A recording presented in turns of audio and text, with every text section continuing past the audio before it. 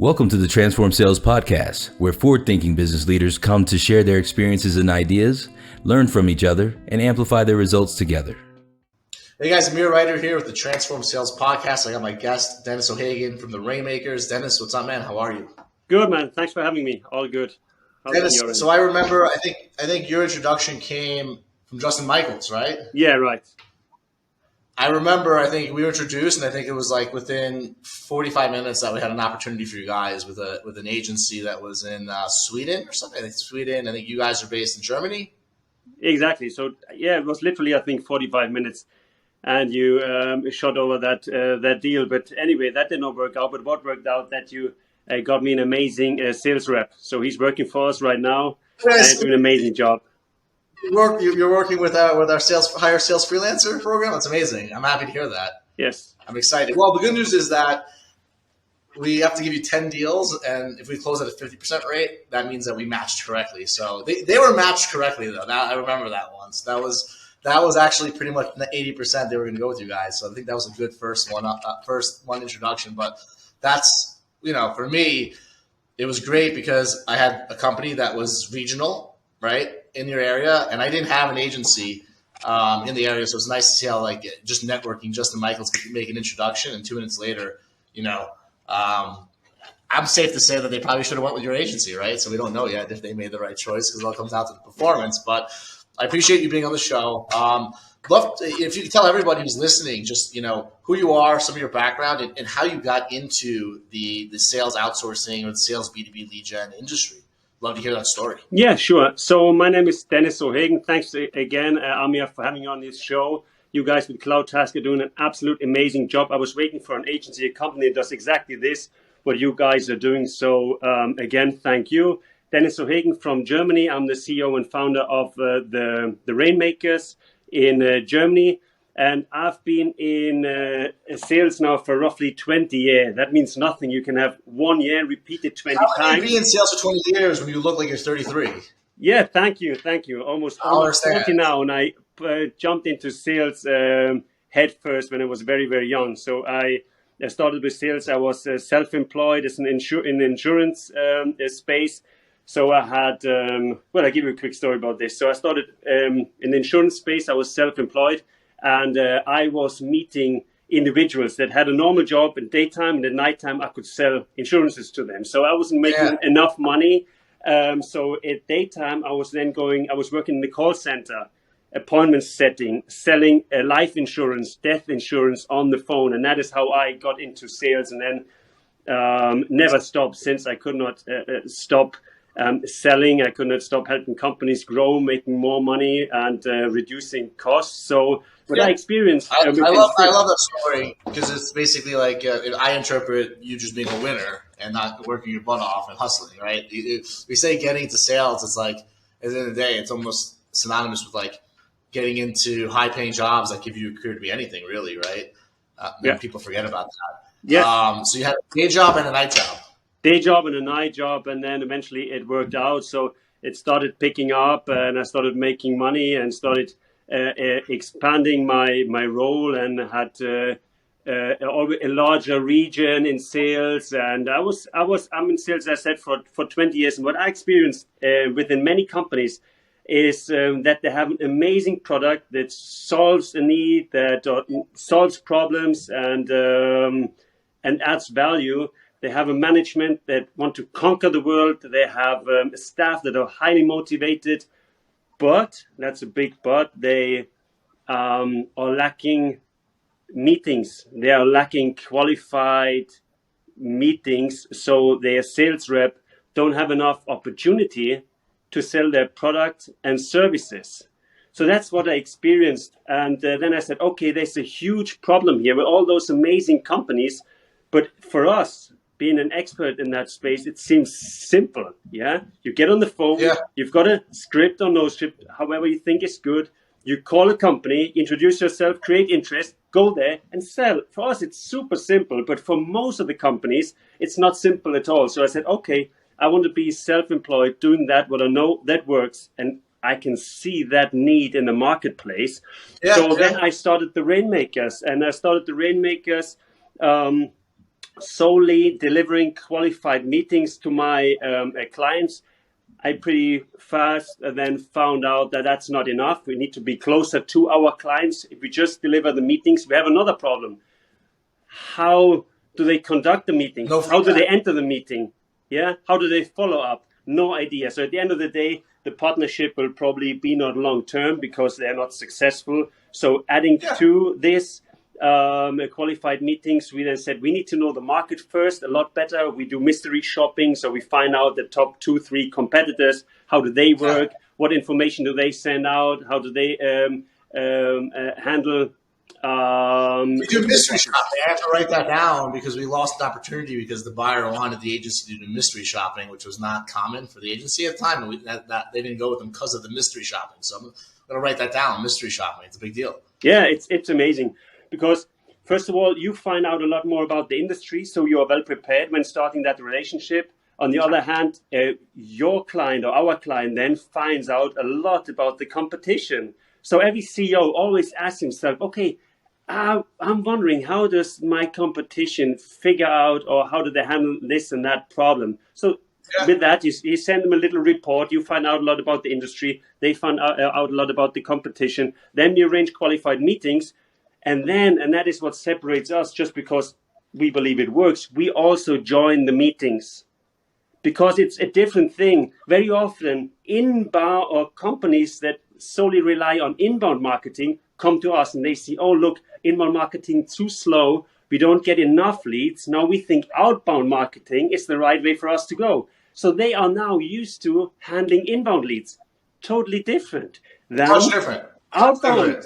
That were generated. Try qualifying someone outbound. You beg them for a meeting, and then you're like, "Oh, by the way, do you have budget, authority, timeline need?" Very different from somebody coming inbound. Absolutely, absolutely. That's a make and break point here. So, how do they handle leads that were generated via outbound? That's what we are doing, right? So, you need a different entry into the conversation. You need to know how to handle those leads. So that's why we attend those meetings. First of all, to see where can we improve our service. We are not perfect from the first day on, of course not, but very, very fast.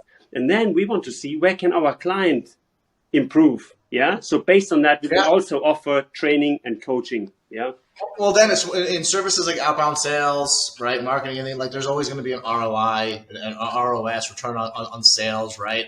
So if you look at a conversion rate, if you look at a $100,000 product and a conversion rate of 10% versus 20%, you're talking about $100K of revenue that's missing. That $100K is often more than what a program costs. So it makes a lot of sense to know what's going on the sales calls, because if something is done unexecuted poorly on the sales call and that conversion doesn't happen and 100K of revenue is not on the books, who are they going to look at, right? They're going to look at the beginning, right?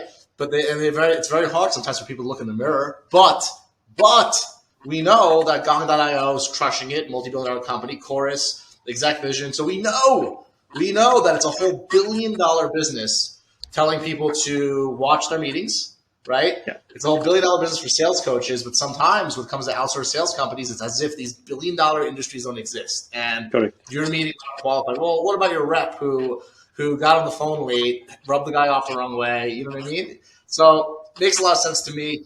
Also, just before we get into some of the questions, when you told me about all the great things companies do and that all the things that they that they struggle with, do you think that a lot of that is just not understanding the fact that an offer of why someone will meet with you is much different than why buying, and that leaders just get so focused on their features and buzzwords and their products that they forget to put themselves in first persons and be like, well, oftentimes the reason why someone meets with me is not because of a buzzword, it's because of something different. Do you think that that's a problem where people just have no real experience, education, and invest no time in the actual offer of, hey, come on a meeting, learn this, get that, right? What do you think about that? Because they're great companies. It's like this middle ground where like they just don't know the difference between why people meet with them and why people buy from them. Yes. Do you see that? Yep, definitely. So there's different ways of finding out. I mean, first of all, when we enter a meeting, we have a short intro in our sales calls. And then we ask, what motivates you today, Amir, to spend the next 30 minutes with us? Yeah. Just to, because you want to find out right at the beginning what are we talking about here? That's one way. Also, what are your chances of converting an opportunity if the guy says, well, you guys called me so much, you were just bothering me, and I just took the meeting just because you guys called me so much. Well, probably not super qualified. Exactly. Right? Exactly. Versus you called me a few times, emailed me, I took a look at your website, and I found it interesting, right? We could drive with that. Yes. I did you a favor, we're done. Yeah. Yeah, exactly. So, and also finding out now why getting the meeting is one thing, and why people buy from you is the other thing. And then asking also your clients. I mean, and you need the guts to do that. If we are on a Zoom call right now, I'm trying to sell my service to you, and you say, okay, you know what, Dennis, let's roll. Okay, why? Why do you think we are the right company for you? What convinced you now? What makes you now saying, yes, let's roll, let's do it? You need to know. You really need to find out what's the why. Why are companies working with you? And that is very often, that's something like drilling down that's going now into sales and questions and techniques, but really drilling down and asking deeper and deeper questions, because the surface is just the surface. It's not more. At the end of the day, it's something on the line. 100%. So I've been receiving sales calls from a lot of Series B companies, which is funny because if you raise a Series B, it actually means you ran out of money. But like these guys have the highest egos ever. They're like they burn 100 million on their Series A. They raise Series B at 60 million. And like what I'm finding is that there's almost been like this culture of look at me and my amazing technology. Look at me wanting to become a tech billionaire, and like you're gonna buy my product because I'm a tech billionaire and I built crazy tech. And it's like, these people are crazy. I've had a call where somebody was trying to sell me an opportunity with fintech as a service. I actually wrote a blog about it last weekend because all he did was show me a deck. This is the CEO. He raised a Series B, 60 million, Princeton guy from a different country. And he basically was like, it was like the words were like fintech, become a bank, like Bitcoin, all these buzzwords. And I had to go research after the meeting with this guy to actually understand that it was almost like a bank as a service. And like all he needed to say was, Amir, we help you make money on your existing customer base. This is the financial model. You get this many people opening a bank account, this many people using a credit card, and then the $10,000 investment has a return of $20K and you make money.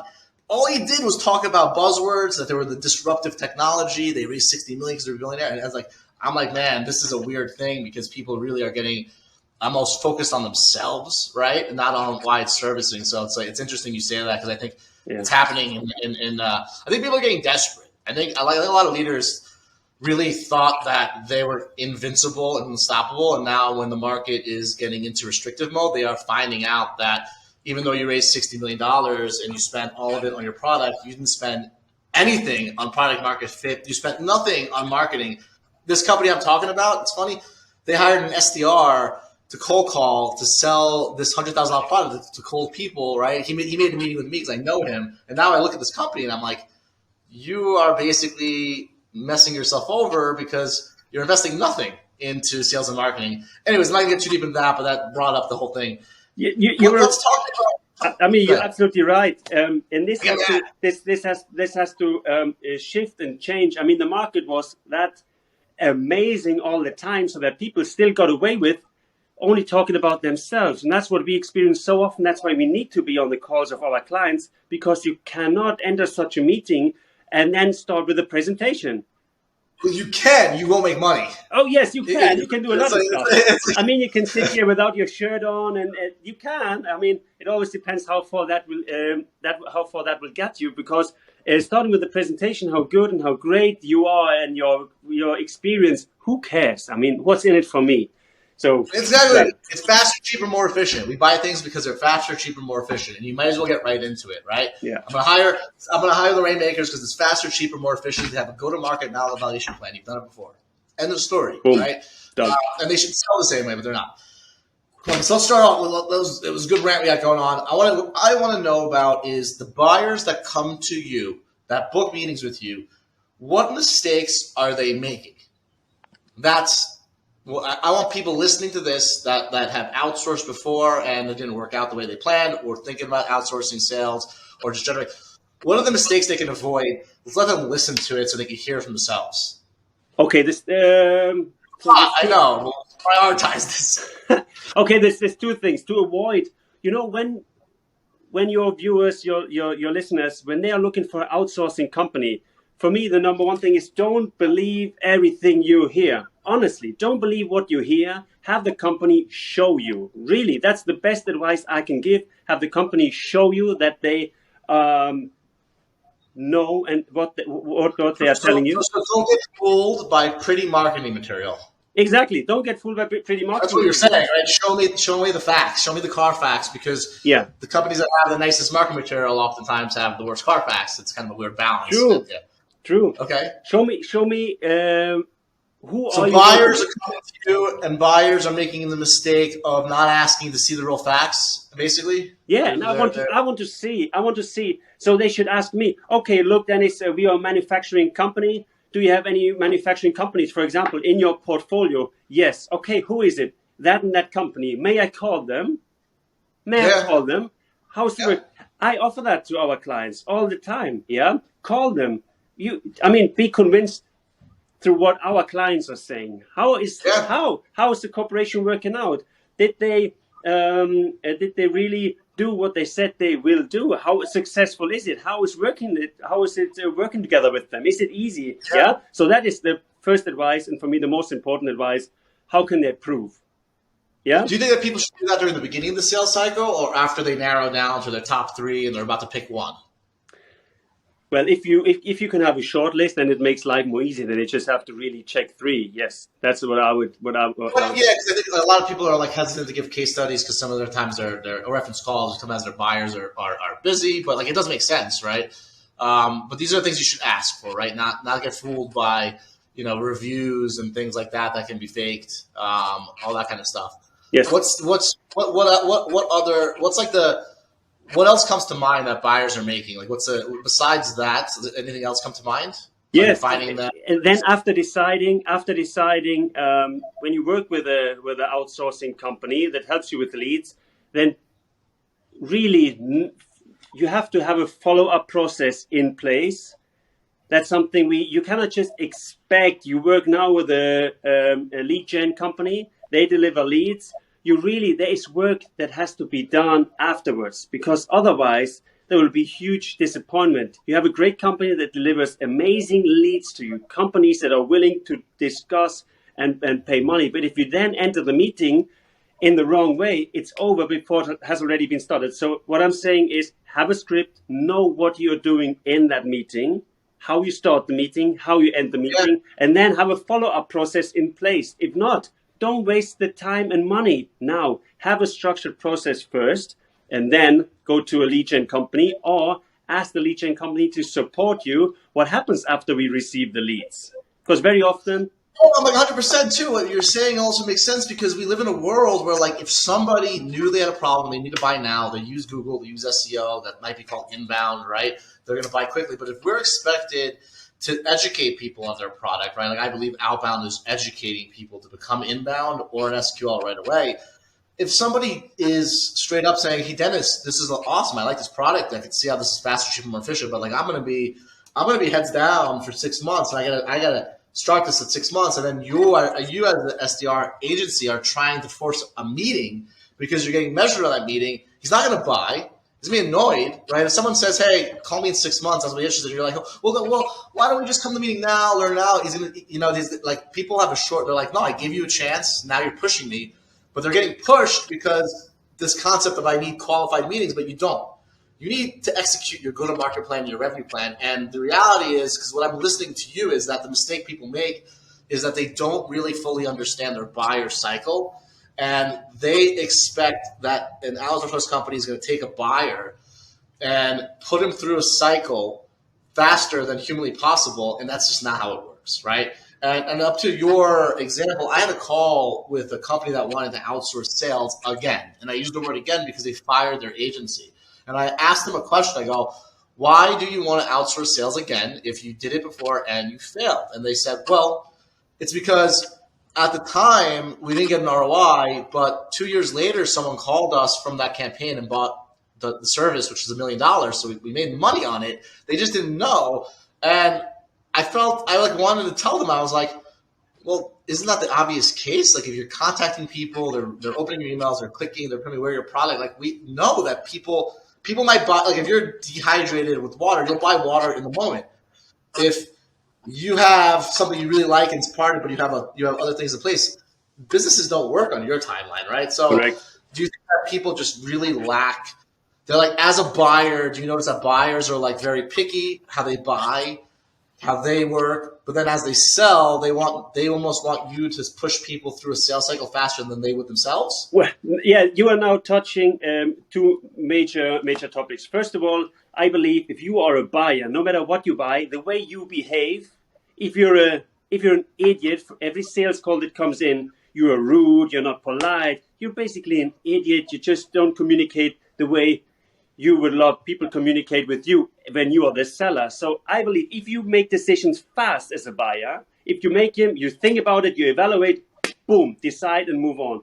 That's what you also attract. That's one thing. You cannot be the seller and expect everyone to make a quick decision, to pick up the call, to be halfway polite, and then be an idiot on the other side. That will not work. That's not how it works. It works if somebody fills out a form to buy now and you're calling them back and they really want service. They'd have to tell you, right? Yeah, correct. So that's one part. That's the other part is the sales cycle. Every business has a sales cycle. Now, if you work with a lead gen company, then that sales cycle typically will not be shortened just because you work with a lead gen. You have the sales cycle that you have the sales cycle. At the same time, you can shorten your sales cycle if you have a stringent follow-up process in place. What I said before, if you have a lot of touch points in a creative manner, in different communication ways, you are entertaining and educating at the same time. Right? Yeah. You can shorten the sales cycle. That works. But just because you're working with a lead gen company doesn't mean your sales cycle is from 18 months to 6 months and then you evaluate it. It's the follow-ups of, hey, do you want to buy tomorrow, or can we close this for Q3, are much different than, hey, here's a handbook on the topic we talked about. Let me know if there's anything else I can say that's useful. If you're just sending people follow-ups with value, let me know if it can help, let me know if it can help. It's going to come across a lot different because it'll shorten the sales cycle if the content is related, which it should be, and it has context helping them buy. But saying, hey, do you think we can get this done in Q4 if I give a discount, is not going to shorten the sales cycle. And it's not going to bring you a good client, right? Exactly. Yeah, it's not exactly. Do you ever see, what do you say to, or do you see that buyers that I would say focus on price? Tell me about that. That's something that's common. Buyers that focus on price. I think if you make a decision, it should also be based on price. You should also think about price. It would be crazy to just think, okay, I'll pay whatever. But the question always is, if it's about the price, you have to build the value, especially in our business. We can always quantify. And that's what I love about our business. If we have something intangible like insurance, okay, still, you should not only compare price. But now when we are talking about a lead gen, it's very simple. You say, okay, let's stick with your example. You have a product or service is 100K. You told me your sales rep have a closing rate of 30%. Okay, fair enough. We deliver 10 qualified meetings per month. Okay, it means 3 deals. So yeah, 3 deals is 300K. Good. Are we now really discussing 10K for our service? Really? Yeah. Oh, but look, then if you make bad experience in the past, I don't know, I'm not sure. Okay, understood. What would you do different in the future? Do you think that buyers should already? It shouldn't like this is my opinion too. I think that a buyer should already know his go-to-market plan and his budget beforehand. It should be planned. It shouldn't be a negotiation. It shouldn't be like, what are you charging? What are you charging? What are you charging? It should be like, this is my budget and these goals. Convince me that your process will hit these goals under this budget. Do you see people coming with a budget already allocated, with a plan already allocated, or people coming in blind? Very often blind. What percentage of the time? Be honest. 80%. I say it's higher, you're being nice. But it's true. It's a big deal. Yeah. What percent of people coming blind don't even really fully understand their sales cycle? Have you ever seen somebody want an ROI in 6 months when they immediately say their sales cycle is 9 months? Have you seen that before? Of course, all the time. It's ridiculous. What do you say to someone like that? Huh? What do you say to somebody like that? Yes, it's just a question. Okay, why should it now be 6 months where you say it's 9 months? How? Yeah. What are the answer? Yeah, they don't know. They don't know. The thing it's crazy that the people we are discussing. I just had a meeting before this with a welding company. They make 300 million per year. Yeah. No proper the sales cycle, the process, the CRMs, the steps, the stages, hardly anything in place. Still got amazing business going on, but it's there is very little knowledge in those simple basic metrics and KPIs. Very little, yeah, and that's our. Because when they get it right, the Huh? investors make money. When they get it wrong, they get fired. So it's like the upside. I've seen this before too. I've seen companies that I've seen companies that have had account executives for 15 years, and I try to tell them, I'm like, an account executive position is not designed for 15 years. Like if you're in an AE position for 15 years, you're coasting. I'm sorry, True. You're coasting. You're not supposed to be there. So they got the legacy people. Because it's like a team. They all do mediocrity, so they're all measured in mediocrity, right? They're not going to make more upside, so they do whatever. I've seen this all the time. I'm like, that's an opportunity for us to help people for sure, which is great. Let's talk about the Rainmakers and what your best customers look like. Let's just say I'm listening to this podcast. Who listening to this would be the best? What are they saying to you on the meeting? Are they a software or a service? What's their ACV? Walk me through that. Walk me through the customer that puts a smile on your face and you're like, we are going to crush it. Honestly, we are very strong. We have companies from all different verticals for sure, but the very best clients are marketing companies, marketing agencies. We are exceptional, great. That's what I brought you, accidentally. I remember now. I brought you a marketing agency. Were they marketing? Yeah. Marketing. Yeah. You knew that's your job. I mean, the SDR in my head gets fired off. Keep going. You're the matchmaker. So we are very good with marketing companies. Can be performance marketing, can be employer branding, can be design, can be everything. We are really good with marketing companies. The average ticket size here, what they are selling is between 20 and 40,000. That's the average ticket size. That's where it makes sense working with us. And that's our sweet spots we identify. And what can they expect from you? What they can expect is what I touched before, is more than just lead gen. We really know the market. We do mystery shopping. We attend the meetings. We've got a sales hotline when they have questions based on when we attend the meetings, the experience and the feedback we get. We train their sales reps. That's one package. We train their sales reps to be better with the fact finding, better with the presentation, negotiation, closing, all that entails to really ensure a long-term relationship. Yeah, and we know the market, the ins and outs. I'm going to be bringing you more marketing agencies. Do it. We're ready. We're ready. That's the plan. So anybody listening here, if they want to find the Rainmakers, if they want to read your content, if they want to connect with you, where can they find you these days? Is it just your website? Are you in social media? Where are you, Dennis? Yeah, the website is therainmakers.de, or my email address is dennis@therainmakers.de, or on the phone, just send me a text. It's 0049 152 5200 5200. WhatsApp or text? Huh? WhatsApp or text? WhatsApp or text, yeah, both good. Are you on Instagram, Facebook, Twitter? LinkedIn. We're doing everything via LinkedIn. LinkedIn. Yes. I love it. I'm gonna get you on Instagram and Twitter. That's gonna be my goal, is get you on the channel by tagging all this good content for you. But this has been awesome. I look forward, and for me, I think it's great picking finding all the amazing agencies, what you guys are doing, where you're located. It's a big global market of us out there, right? So for me, I've been pumped, and it's nice knowing that even networking in general brought us together through Justin Michaels, who's the man. I hope that we can help a lot of marketing agencies in the next couple of years, and I'm going to be focusing on that. Let's do it. Everybody who chimed in today, thank you for listening to the Transform Sales Podcast. You can find us at CloudTask.com. Find me, Amir Reiter, Instagram, Twitter. Just use my name. I'm on the channel, and we'll be continuing to get you great content from awesome agency owners like Dennis. Dennis, man, thank you. Thank you, Amir. Thanks a lot for having me. Take care.